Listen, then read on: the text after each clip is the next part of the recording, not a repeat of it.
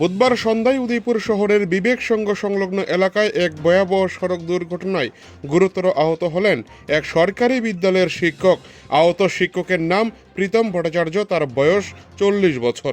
তার বাড়ি উদয়পুর জগন্নাথ চৌমুহনী এলাকায়। বর্তমানে তিনি চিকিৎসাধীন রয়েছেন হাসপাতালে।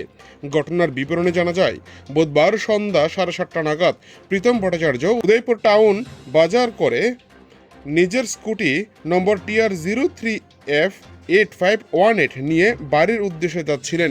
তিনি ধীর গতিতে স্কুটি চালিয়ে উদয়পুর বিবেক সংঘ সংলগ্ন এলাকায় পৌঁছলে পেছন দিক থেকে আসা একটি দ্রুত গতির royal Enfield bike number TR01AX8413 তাকে সজোরে ধাক্কা মারে।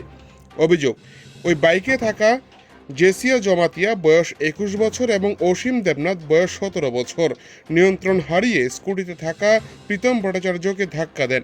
ধাক্কার পর প্রীতম ভট্টাচার্য রাস্তায় ছিটকে পড়েন এবং রক্তাক্ত অবস্থায় গুরুতর আহত হন। দুর্ঘটনায় বাইকে থাকা দুই যুবকও অল্প বিস্তর আহত হন।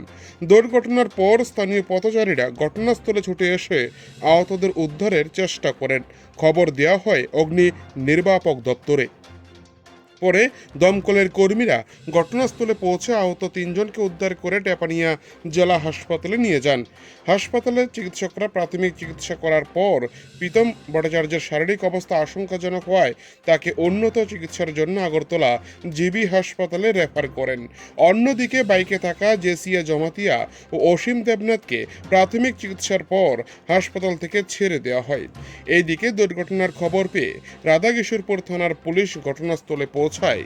পুলিশ দুর্ঘটনার কারণ খতিয়ে দেখতে তদন্ত শুরু করেছে। দ্রুত গতির বাইক চালানোর কারণে এই দুর্ঘটনা ঘটেছে কিনা তা খতিয়ে দেখা হচ্ছে। উদয়পুর থেকে নিজস্ব প্রতিনিধির রিপোর্ট, টিভি 100 বাংলা। 8টা নাগাদ ফায়ার সার্ভিসের লোকজন অ্যাক্সিডেন্ট পেশেন্ট নিয়ে আসে। 3 জন পেশেন্ট আসে, এর মধ্যে একজন একটু গুরুতরভাবে আহত হয়েছে, ওর ট্রিটমেন্ট এখানে হসপিটালে চলছে।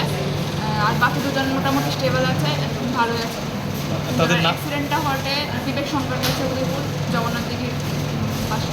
ম্যাডাম, তাদের নামগুলো যদি? একজনের নাম তো প্রীতম ভট্টাচার্য 44 বছর, আর দুজন জেসিকা দেববর্মা আর অসীম দেবনাথ। এর মধ্যে প্রীতম ভট্টাচার্য উনি একটু গুরুতর মানে আহত হয়েছে। চলো।